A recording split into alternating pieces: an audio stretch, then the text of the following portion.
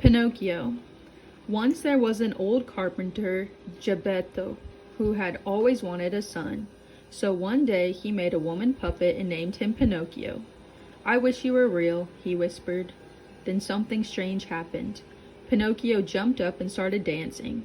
A fairy had heard Geppetto's wish and brought the puppet to life. Then she waved her hand and a tiny cricket appeared. "He will help you become a real boy," she said.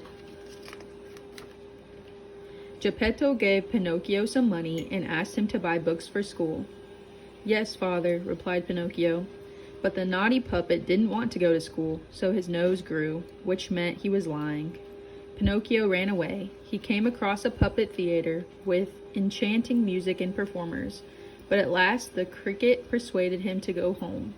On the way, a clever cat and fox decided to steal Pinocchio's money.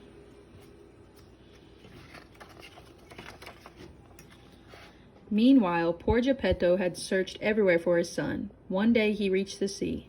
Pinocchio must have crossed the water, he thought. Geppetto built a raft, but a huge shark swallowed him. Pinocchio had arrived at the land of play, an amazing fair with rides and treats, but before long his ears turned floppy and he grew tall. "If you'll stay, you'll turn into a donkey," warned the cricket. Pinocchio and the cricket escaped to the sea, but before long the shark swam by and swallowed them too.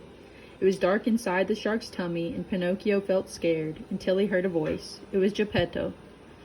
"I'm sorry that I lied, father," sobbed Pinocchio. Geppetto forgave them, and they danced for joy. It gave the shark such a bad tummy ache that it spat them out at once, and they washed up on the shore. Pinocchio promised to be good, and this time his nose didn't grow. Instead, the fairy appeared in a swirl of magic sparkles. "You have finally learned to tell the truth. Now you are a real boy." And he was.